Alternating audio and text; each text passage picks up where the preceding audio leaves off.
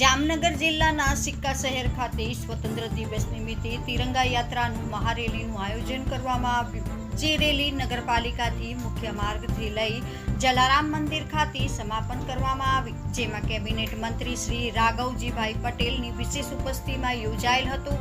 જેમાં સિક્કા નગરપાલિકાના પ્રમુખ રાજીબેન પરમાર, ઉપપ્રમુખ શિવપુરી ગૌસ્વામી, તાલુકા ભાજપના પ્રમુખ મુકુંદભાઈ સભાયા, જિલ્લાના મંત્રી કુમારસિંહ પાલસિંહ રાણા, સિક્કા શહેર ભાજપ પ્રમુખ દેવુભાઈ ગઢવી, દિલીપસિંહ ચુડાસમા, તાલુકા મહામંત્રી મહેન્દ્રસિંહ જાડેજા,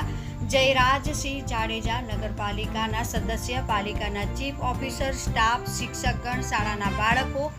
સામાજિક કાર્યકર્તા, હોદ્દેદારો ઉત્સાહપૂર્વક જોડાયા હતા. બ્યુરો રિપોર્ટ સાગર રામાવત.